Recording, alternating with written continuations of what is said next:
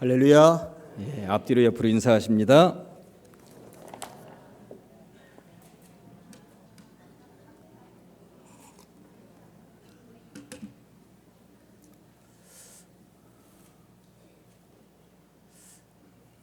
소망은 절망 중에도 다시 서는 힘입니다.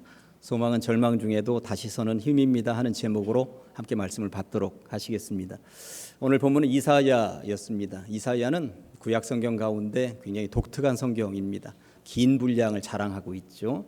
가장 긴 분량은 시편 150편, 그러니까 시편이겠습니다만 시편은 여러 저자가 기록한 것이기 때문에 그 의미가 그래도 조금 퇴색될 수 있습니다. 그런데 한 사람이 쓴 성경책 가운데는 이사야가 가장 긴 분량입니다. 66장까지 되어 있습니다. 이사야의 또 다른 특징이 있다면 구약 성경에서 구세주에 대한 이야기가 가장 많이 담겨 있는 보배 같은 책이 이사야라고 하는 것입니다. 그 당시 이사야서를 읽을 때만 해도 구세주에 대한 예언들이 그렇게 많이 담겨 있어도 이게 어떻게 이루어질 것인지, 이게 무슨 내용인지 잘 알지 못하는 경우들도 있었습니다만 세월이 흘러서 예수님이 구세주로 이 땅에 오셨고, 그 이야기가 이 이야기였구나, 예수님이 이렇게 오신다는 이야기구나, 예수님이 이렇게 고난당하신다는 이야기구나, 나중에 예수님이 오신 이후에 이사야는 더 활짝활짝 피어났고 더 뚜렷한 의미를 담고 있는 책이구나, 보배 같은 책이구나 하는 것을 알게 되었습니다. 이사야서의 또 다른 특징이 있다면 전체 내용이 두 부로 나누어진다라고 하는 것입니다. 1부는 1장에서 39장까지 되어져 있고요, 2부는 40장부터 나머지 66장까지 되어져 있습니다. 이사야 1부의 주제는 바로 이것입니다. 이스라엘 백성들이 자꾸만 범죄로 달려가는 거예요. 하나님께서는 보다 못하셨고, 그리고 이사야를 선택하셨고, 이사야를 통하여서 계속 백성들에게 던져주시는 메시지가 이스라엘 백성들, 너희들 그렇게 살다가는 망한다, 너희들 그렇게 살다가는 망한다, 그러니 돌아와라 돌아와라 하는 내용이었습니다. 그런데 이사야 선지자를 통한 하나님의 마음이 그들에게 전달되지 않았고, 그들은 계속 범죄에 머물러 있었고 나라는 망했습니다. 바벨론에 의해서 초토화되었고 그들의 지식인들을 중심으로 하여서 바벨론의 포로로 잡혀가고 만 것입니다. 사람들이 그렇게도 많이 왕래하던 예루살렘에 사람 그림자를 찾아볼 수가 없었고, 그렇게 날마다 예배를 드리던 성전은 완전 초토화되어서 눈뜨고 봐줄 수 없는 지경에까지 이르고 말았습니다. 완전히 폐허가 되어버리고 만 것입니다. 이런 배경을 가지고 오늘 본문을 통해서 세 꼭지로 나누어서 말씀을 받도록 하시겠습니다. 첫째, 누구나 넘어질 수 있습니다. 평생을 살면서 실패의 경험이 없는 사람이 누가 있겠습니까? 누구나 다 한 번씩 다 넘어져 보았습니다. 시험을 망치거나 취직이 안 되거나 사업에 어려움이 있거나 아무튼 다양한 실패의 경험들을 누구나 다 간직하고 있는 것입니다. 그런 경우를 일컬어서 인생의 쓴맛을 보았다고 이야기를 하는 것이죠. 당시 이스라엘은 인생의 쓴맛을 보되 지대로 보았습니다. 나라가 망했던 것입니다. 이스라엘 민족은 두 가지 확신이 있었습니다. 하나는 자기들은 선민이기 때문에 절대 망하지 않는다. 둘째는 거룩한 전 성전은 절대 무너지지 않는다라고 하는 것이었습니다. 그런데 어느 순간 이 두 가지 확신이 제대로 무너져 내리고 말았습니다. 선민이었었던 이스라엘 민족이 망했던 것이고, 그렇게도 거룩하다 하나님이 머무시는 공간이나 했었던 성전이 무너져 내렸기 때문에 그렇습니다. 이런 경우를 일컬어서 세상에서는 오지게 넘어졌다, 이런 표현을 하기도 하죠. 유도라는 운동이 있습니다. 저는 유도를 배워보진 않았습니다만 유도 선수를 통해서 대화를 나눌 때가 있었어요. 근데 유도는 이렇게 잡아채가지고 패대기를 치고 넘어뜨리는 게 유도 아닙니까? 그래서 유도 선수하고 대화 나눌 때 얼마나 패대기 치는 연습을 많이 하느냐고 물어보았더니 그분이 하는 이야기가 유도를 처음 배울 때는 패대기 치는 연습부터 하지 않는다는 거예요. 무슨 연습부터 하느냐? 넘어지는 연습을 징그럽게 한다는 것입니다. 계속 넘어지는 연습. 그런데 이것을 일컬어서 낙법이라고 합니다. 낙법. 그러니까 잘 넘어지는 연습을 해야 된다는 거예요. 낙법이라고 했으니 잘 넘어지는 법이라고 하는 것 아닙니까? 그렇다면 여기에서 잘 넘어지는 법이 있다는 말은 무슨 말을 하고 싶은 거냐면, 넘어지더라도 잘만 넘어지면 다시 일어날 수 있다는 거예요. 그런데 잘못 넘어지면 그냥 끝장이라는 이야기인 것입니다. 그래서 넘어지는 법을 익히고 배우고 또 그렇게 훈련을 한다라고 하는 것이죠. 지금 이스라엘의 상태를 한번 살펴보면 하나님께서 그들을 바벨론에다가 갖다 내다 꽂으셨습니다. 내다 꽂을 때만 해도 이스라엘이라는 민족을 번쩍 들어서 아예 패대기를 칠 때만 해도 다시 일어설 것이라고 하는 희망은 한 자락도 보이지 않았습니다. 바벨론이라는 나라에 무너지고 전부 다 지식인들이 포로로 잡혀갔을 때 그들의 회복 가능성은 0.00001%도 없는 제로 상태였다고 보시면 틀림이 없는 것입니다. 그런데 하나님께서는 그들을 바닥에다 내팽개 치시면서 낙법, 다시 일어설 수 있는 여지는 남겨놓으셨다고 하는 것입니다. 이게 성경의 이야기인 것이죠. 패대기를 쳐서 내가 아예 나동거라졌다 하더라도 낙법만 제대로 익히면 살아날 수 있는 방법을 익히게 된다고 하는 것인데, 오늘 그 이야기를 제가 해보려고 하는 것입니다.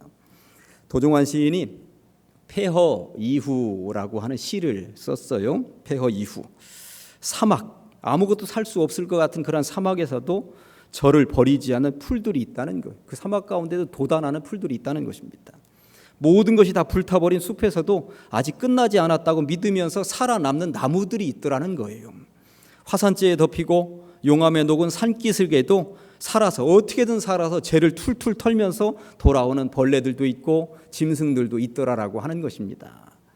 내가 나를 버리면 거기 아무것도 없지만 내가 나를 먼저 포기하지 않으면 어느 곳에서나 함께 있는 것들이 살아날 수 있는 힘, 여지가 있더라고 하는 것입니다. 돌무더기에 덮여 메말라버린 골짜기에 다시 물이 고이고 물줄기를 만들어서 흘러가게 되어 있더라. 내가 나를 먼저 포기하지 않으면 이런 기적 같은 일이 분명히 있다고 시인은 노래하고 있는데, 그 시인의 노래가 오늘 본문의 이야기하고 딱 맞아 떨어지는 것입니다. 이스라엘 백성들 지금 망했습니다. 포로로 잡혀가 있습니다. 폐허, 바로 그 상태 아닙니까? 그런데 그 폐허의 상황에서도 포기하지 않는다면, 그렇게 오지게 넘어졌지만 잘만 넘어지면 그리고 다시 일어서게 된다라고 하는 것, 그것을 분명히 볼 수 있다고 하는 것, 이게 하나님께서 이스라엘 백성들에게 던져주시는 희망의 메시지라고 하는 것입니다. 이사야 40장부터는 제가 2부라고 말씀을 드렸어요. 2부가 시작되는 40장부터는 39장까지 있었던 내용하고 아주 내용이 확 메시지가 분위기 반전을 합니다.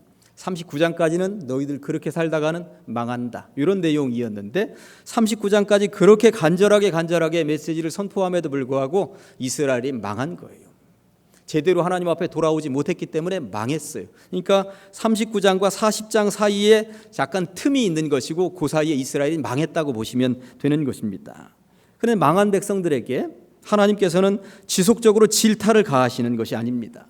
이제 망한 백성들에겐 더 이상 질타가 필요 없다는 것이죠. 망했으니까 일어서는 법을 이제는 알려주시고자 하는 것이 하나님의 마음이었다고 하는 것입니다. 넘어졌을 때 대처 방법, 어떻게 일어나야 되는 것인지 그것을 지금 본문을 통해서 알려주고 싶으셨던 것입니다. 그 내용을 오늘 살펴보도록 하시겠습니다. 그래서 두 번째 꼭지가 넘어진 이에게는 위로가 필요합니다. 넘어져서 주저앉아 있는데, 나라가 망했고 성전도 무너졌고 더 이상 희망이 보이지 않는, 희망이라고 하는 것 제로 베이스에서 이제 어떻게 할 것인가 망연자실하고 있는 이스라엘 백성들에게 하나님께서는 뭔가 위로의 메시지를 선포하십니다. 40장 시작하는 1절이 이렇게 시작하는 것이죠. 한번 따라 하실까요? 너희의 하나님이 이르시되 너희는 위로하라. 내 백성을 위로하라. 내 던지실 때만 해도 정말 매섭게 패대기를 치시던 하나님이셨는데 위로의 팔을 그들에게 뻗어서 내미시는데, 이보다 더 큰 사랑이 있을까 싶을 정도로 그들을 위로하시면서 품어 안으시는 모습, 이러한 거룩한 모습을 오늘 본문을 통해서 우리가 보게 되는 것이죠. 이스라엘 백성들에게 있어서 지금 이 순간 필요한 것은 더 많은 질타가 아니라 이제 새로운 힘을 얻어서 출발할 수 있는 위로였겠구나 하는 것을 하나님은 알고 계셨던 것입니다. 위로. 내가 너를 끌어안고 위로한다. 다시 한 번 더 시작해보지 않으련 말씀하고 계신 것이죠. 그렇다면 위로라고 하는 것은 과연 어떤 종류의 것일까요? 제가 이야기를 하나 들려드리려고 하는데, 제가 12년쯤 전에 직접 제가 경험했었던 이야기입니다. 제가 용전동에서 교회를 개척하고 그렇게 교회 목회를 한참 2, 3년 정도 할 때였어요. 자동차 극장 가보셨는지 모르겠습니다. 자동차 극장에 가족들하고 함께 보면 좋을 만한 가족 영화가 하나 걸렸어요. 우리 아이들도 이제 깐난쟁이들이었음에도 불구하고 영화 정도는 볼 수 있겠다 싶어서 자동차 극장 가자. 아이들에게 좋은 경험이 될 것 같다 싶어서 그렇게 갔습니다. 자동차 극장에 가니까 차 안에서 영화를 보는 거잖아요. 간식을 먹어가면서 영화를 보는데 그렇게 신기하고 재미있고 아이들도 너무 좋아합니다. 1시간 정도 영화를 보았고 영화는 이제 절정으로 막 치달리고 있는데 핸드폰 벨이 울리는 거예요. 교회 여자 집사님이었습니다. 제가 청년 때부터 지도했었던, 그래서 좀 편하게 야야도 하고 그러던 젊은 여자 집사님이었습니다. 전화기에다 대고 엉엉 우는 것입니다. 무슨 일이냐고, 왜 그러냐고 물었더니 부부싸움을 좀 했던가 봅니다. 이런 남자랑은 못 살겠다고, 무조건 집을 나왔다고, 어딘가를 무조건 무작정 걷고 있다고. 전화를 받는데 큰일 나겠다, 큰일 나겠다. 이러다가 극단적인 생각까지 하면 어쩌나 하고 걱정이 되었습니다. 어디냐고. 내가 지금 아내와 같이 있는데 무조건 내가 달려가겠다고. 어디냐고 물었더니 어디쯤 있다는 거예요. 그래서 전화를 끊고 차 안을 둘러봤더니 싸늘한 거예요. 지금 영화를 보고 있었거든요. 영화는 절정으로 달려가고 있었거든요. 집사람도 싸늘하고 뒤에 있었던 아이들도 싸늘합니다. 2시간짜리 영화 가운데 지금 1시간 정도 지나갔습니다. 영화는 진짜 극적으로 달려가고 있었고 아이들도 좋다 하면서 보고 있었는데 자기들하고 한마디 상의도 없이 이 남편이, 이 아빠가 혼자 결정을 해버리고 만 거예요. 여자 전화 한 명 받더니 여보 진짜 가려고? 아빠 진짜 가려고요? 어떻게 안 가? 가야지. 이런 상황에 어떻게 안 가? 가야지. 큰일 나면 어떻게. 그날따라 자동차 극장에는 차가 많지는 않았어요. 어떻게든 빠져나와야 되니까 시동은 켜고 자동차 라이트는 켜지 않은 상태로 이렇게 살금살금 뒤꿈치를 들고 걷듯이 자동차 뒷바퀴를 들고 살금살금 겨 나왔습니다. 그리고 나서 그 약속 장소로 가는데 저만 앞에 보고 운전하고 있고 세 사람은 전부 다 창밖에만 바라보고 있는 거예요. 아무 대화가 없습니다. 결국 그 여자 집사님을 만나기로 한 장소까지 거의 왔는데 전화벨이 다시 울렸습니다. 그 여자 집사님이 목사님 안 오셔도 돼요. 남편 왔어요. 잘못했다고 싹싹 비내요. 모르는 체하고 그냥 차에 타고 집에 가고 있어요. 목사님 주일에 뵐게요. 띠띠띠 하고 끝났습니다. 전화는 그렇게 끊었는데 저는 더 이상 운전할 힘을 잃어버렸습니다. 차를 옆에다 대놓고 지금 이 상황을 어떻게 해야 할 것인지 차 안의 분위기는 더 싸늘해졌습니다. 정말 감당이 되지 않는 상황이었습니다. 그 여자 집사님은 제가 자동차 극장에 있었다는 이야기도 듣지 못했고 더군다나 아이들하고 함께 정말 즐거운 저녁 시간 한때를 보내고 있었다는 사실도 모르고 있었습니다. 12, 13년이 지났습니다만 아직도 그 집사님에게는 가끔 연락이 오는데 그 이야기를 하지는 않았습니다. 굳이 말할 필요는 없기 때문에. 그렇게 하고 집으로 돌아오는데 가족들에게는 정말 큰 죄인이 된 것 같아요. 그런데 제 아내가 저에게 이렇게 말을 했습니다. 그래도 그 집사님에게 위로는 되었을 거예요. 무슨 일이 있다 하니까 무조건 달려가는 목사님이 계시다는 사실을 알았을 테니까 하면서 저를 위로하는데 그게 그렇게 위로가 될 수가 없었습니다. 그러고 보니 사람의 인생은 서로가 서로를 위로하며 사는 인생이구나. 그것이 바로 사람과 사람을 만나게 하시고 연결해 주신 주님의 뜻이구나 하는 것을 깨닫게 되었습니다. 세상을 살다 보면 위로가 필요한 사람을 너무나도 많이 만나게 됩니다. 그런데 이 위로는 타이밍이 정말 중요합니다. 위로할 타이밍에 위로하지 못하고 나중에 위로하면 그것이 오히려 분노를 만들어내기도 하는 것이죠. 만약 그 여자 집사님이 울고 하면서 전화를 걸어왔는데 집사님 나 어떻게 하죠? 나 지금 자동차 극장 안에 있는데 한복판에 있어요. 더군다나 아이들하고 내 평생에 처음 자동차 극장에 영화 보러 왔는데 나 지금 못 가거든. 알아서 혼자 해결해봐요. 그러고 있었다라면 어떻게 되었을까요? 주일날 얼굴 보고 나서 어떻게 남편하고 화해했어요? 잘 해결했어요? 그렇게 했더라면 그 집사님은 이해는 했겠지만 그 서운함이라고 하는 것이 얼마나 컸겠는가. 그런데 만사 제쳐놓고 나를 위로하기 위해 우리 목사님이 달려오셨다. 달려오시는 목사님이 계시다. 이 상황 하나만 가지고도 위로가 될 수 있더라. 이 말인 것입니다. 나라가 망했습니다. 지식인들이 포로로 전부 다 잡혀가 있습니다. 지금 왜 이런 상황으로 내몰린 것입니까? 하나님 앞에 제대로 서지 못했으니까 이스라엘 백성들이 그 상황으로 내몰리고 있는 것입니다. 그런데 나라가 망해서 포로로 잡혀가 있는 백성들에게 그러니까 이놈들아 평소에 신앙생활 좀 잘하지 계속 채찍이 가해지고 있었더라면 어떤 일이 벌어졌을까요? 그러다가 밤에 잠이 들었는데 하나님께서 그것도 내버려 두시지 않으시고 꿈속에 또 나타나셔서 니놈들이 이런 신앙생활하고 잠이 오냐 잠이 와? 하나님이 계속 그런 식으로 다그치고 질책하시고 채찍을 드신다면 저 그런 하나님 별로 안 믿고 싶을지도 모르겠습니다. 불경스럽고 죄송합니다만 나라가 망하기 전만 해도 꾸지람을 하시면서 돌아오라고 질책하셨던 하나님은 이제는 더 이상 질책하지 않으십니다. 이 백성에게 지금 필요한 것은 질책이 아니죠. 위로입니다. 위로. 오직 위로. 위로를 통하여서 새 힘을 얻고 다시 출발하는 법을 알려주는 것, 이거 이외에 다른 것이 없다는 것 하나님이 아셨던 것입니다. 거리를 돌아다니다 보니까 화장품 가게 이름이 아리따움이라고 있더라고요. 괜히 거기 가서 화장품 사서 찍어 바르면 정말 예뻐질 것 같다는 생각이 들어요. 예, 화장품 가게 이름 참 잘 지었다 하는 생각이 들었습니다. 아파트 이름 가운데 미소지움이라고 있더라고요. 그 이름도 참 잘 지었다. 그 집에 살면 늘 미소가 지어질 것 같다는 생각이 들었습니다. 그러면서 아리따움, 미소지움 이런 생각을 해보면서 하나님의 마음은 어떤 마음일까 생각을 해보니까 안타까움이겠다 하는 생각을 해보았습니다. 안타까움. 주의 백성들을 바라보시면서 위로가 필요한 주의 백성들을 바라보시면서 늘 그렇게 안타까움으로 바라보시는, 아무리 죄를 지었다고는 하지만 나라가 망할 만한 죄를 지었다고는 하지만 나라가 망하고 포로로 잡혀가 있는 그 신세를 바라보면서 주님께서 얼마나 안타까우셨겠습니까? 그러니 이제는 정의의 하나님이 아니라 위로의 하나님으로 그들에게 나타나셨고 위로의 손길을 펼쳐서 내밀고 계시다라고 하는 것이죠. 힘들지? 내가 다 안다. 다시 일어서서 한번 걸어가 보자꾸나. 하나님께서 그렇게 다시 일어서는 법을 알려주고 싶으셨던 것입니다. 그게 오늘 본문인 것이죠. 이 세 번째 제목이 일어서 보세요, 날아올라 보세요. 거듭 말씀드립니다만 누구나 다 넘어질 수 있습니다. 이때 필요한 것은 거듭되는 채찍 질책이 아니라 위로라고 제가 말씀을 드렸습니다.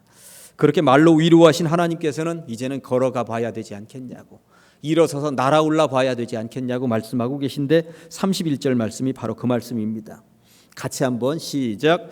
오직 여호와를 앙망하는 자는 새 힘을 얻으리니 독수리가 날개치며 올라감 같을 것이요 다른 박질하여도 곤비하지 아니하겠고 걸어가도 피곤하지 아니하리로다. 아멘. 오직 여호와를 앙망하는 자는 새 힘을 얻으리니 할 때의 앙망이라고 하는 이 단어는 우러를랑 바랄망이겠습니다만 원어적으로 풀어보면 고정하다 이런 의미를 담고 있습니다. 고정한다라고 하는 것은 움직이지 못하도록 아주 대못을 박아놓는 것과 같은 똑같은 의미인 것입니다. 라디오에 주파수를 맞추어 놓아야 치직거리지 않고 제대로 듣고 싶은 방송을 들을 수가 있는 것과 같은 이치입니다. 하나님께 채널을 고정시켜 놓아야만 하나님의 음성을 들을 수가 있다고 하는 것입니다. 눈에 보이지도 않는 하나님만 의지해서 될까 하면서 어설프게 의지하는 것이 아니라 집요하게 인내하면서 끝까지 우리네 마음을 하나님께만 고정시키라는 말이 앙망이라는 단어에는 숨어 있다고 여러분들은 반드시 기억하셔야 하는 것이죠. 저는 경마장에 가본 적은 없습니다만 TV에 가끔 경주마들 달려가는 것 보니까 이 눈을 이렇게 가려놓았습니다. 옆에 말이 어떻게 달리는지 다른 거 신경 쓰지 말고 앞만 보고 달리라는 이야기인 거거든요. 가끔 연애하는 젊은이들 보면 콩깍지가 씌었다고 이야기를 합니다. 콩깍지가 씌었다라고 하는 말은 내가 좋아하는 그 상대방만 보이고 주변은 다 안개 처리되어서 보인다. 이렇게 지금 되어 있다는 이야기인 것입니다. 하나님께서는 때로 우리가 당신에게 콩깍지가 씌어 있기를 바라시는구나 하는 것을 제가 깨닫게 되었습니다. 경주육말이 달릴 때 다른 곳에는 전혀 시선을 두지 않고 달리는 것처럼 연애할 때 그 배우자가 그렇게도 좋으면 다른 곳은 전부 다 안개 처리되고 오직 그 사람만 보이는 것처럼 다른 것들에 자꾸자꾸 눈길을 주지 말고 하나님께만 시선을 고정할 때가 분명히 필요하다라고 하는 이야기인 것입니다. 길을 걷다가 깐난쟁이 어린아이가 넘어졌습니다. 혼자의 힘으로 일어나지 못합니다. 그럼 그 아이가 눈을 들어서 누굴 쳐다보냐? 엄마 눈을 쳐다봅니다. 뭔 얘기예요? 엄마 나 좀 이렇게 세워주세요. 엄마 내 손을 좀 잡아주세요. 엄마가 손 한번 내밀어서 손 잡아주면 나 일어날 수 있어요. 그런 눈빛 아니겠습니까? 여호와를 앙망한다라고 하는 그 말 속에는 그렇게 손 잡아달라며 간절함으로 엄마 눈을 바라보는 어린아이의 그러한 심정이 담겨 있다고 하는 것이죠. 성경은 거듭거듭 우리네 인생의 모든 것들을 주께 맡겨드리라고 말씀합니다. 우리 하나님이여, 우리를 치러오는 이 무리를 우리가 대적할 능력이 없고 어떻게 할 줄도 알지 못하옵고 오직 주만 바라보나이다. 내가 여호와를 항상 내 앞에 모시며 그가 나의 오른쪽에 계심으로 내가 흔들리지 아니하리로다. 네 짐을 여호와께 맡기라. 그가 너를 붙드시고 의인의 요동함을 영원히 허락지 아니하시리로다. 넘어진 어린아이가 엄마 눈만 바라보듯이 앙망 주만 바라보라는 말씀입니다. 그렇게 주님만 앞에 모시고 살아보라는 것이죠. 실패라는 짐도 넘어짐이라는 짐도 다 주께 맡겨보라는 것입니다. 지금은 비록 넘어지고 실패했지만 앙망하는 것, 바로 거기로부터 하늘의 힘을 공급받을 수 있다고 성경은 분명히 말씀하고 있는 것입니다. 주님께 모든 시선을 고정하면, 오직 주만 바라보면, 항상 여호와를 내 앞에 모시면, 그리고 우리의 모든 짐을 주께 맡겨드리면 앙망, 그래서 주님으로부터 새 힘을 얻게 될 줄로 믿습니다. 최근에 러시아의 문호 레프 톨스토이가 쓴 소설 부활을 읽게 되었습니다. 소설을 시작하는데 첫 문장이 너무나도 멋있는 거예요. 제가 한번 읽어드립니다. 몇십만의 인간이 한 곳에 모여 자그마한 땅을 불모지로 만들려고 갖은 애를 썼어도, 그 땅에 아무것도 자라지 못하게 온통 돌을 깔아버렸어도, 그곳에 싹트는 풀을 모두 뽑아 없앴어도, 검은 석탄과 석유로 그슬려 놓았어도, 나무를 베어 쓰러뜨리고 동물과 새들을 모두 쫓아냈어도 봄은 역시 이곳 도시에도 찾아들었다. 톨스토이가 200년 전에 써놓은 글인데 오늘날 이 시대의 도시 문화를 이야기하고 있는 것 같습니다. 아스팔트 깔아놓고 건물 세워놓고 시멘트 부어놓고 다 막아버렸어도 깨진 아스팔트 틈 사이로 새싹들 돋아나는 것 여러분들 보시잖아요. 반드시 봄이 찾아오지 않습니까? 그런 것처럼 나라는 망하고 성전도 무너졌지만 하나님께서 위로하시면서 다시 시작해보자고 말씀하고 계시니 이스라엘 백성들에게도 지금 봄이 오는 소리가 들리느냐고 하나님께서 말씀하고 계신 것입니다. 그런데 봄을 앞당길 수 있는 유일한 방법, 주를 앙망하는 것, 주님께 모든 시선을 고정해 보는 것이라고 성경이 말씀하고 있는 것이죠. 이제 말씀을 정리합니다. 넘어져 본 경험들이 있으십니다. 오지게 넘어져 본 성도님도 있으실 것입니다. 오늘 이 시간 진정한 위로자가 되시는 주님의 위로가 여러분들의 삶에 전반적으로 머물기를 간절히 소망합니다. 주님은 다시 일어서라고 날아올라 보자고 말씀하시죠. 그렇게 하기 위해서 주님께 시선을 고정하고 새 힘을 얻어보라고, 그러면 독수리의 날개치며 올라감 같은 경험을 반드시 하게 될 것이라고 주님은 말씀하고 계십니다. 그렇게 부디 비옵기는 날아오르시기를 주님의 이름으로 간절히 축원합니다. 기도하십니다. 하나님 아버지 감사합니다. 때로 힘들고 어려워 주저앉고 싶을 때 다가와 손 내미시는 주님께 영광 돌리며 감사합니다. 주님의 위로를 통해서 오늘 이 시간 새 힘을 얻습니다. 주만 바라보며 주님께 시선을 고정하오니 걷기도 하며 뛰기도 하게 하여 주시옵소서. 독수리가 날개치며 올라감 같이 날아오르게 하여 주시옵소서. 우리의 위로자가 되시며 우리의 전부가 되시는 예수 그리스도의 이름으로 간절히 기도합니다.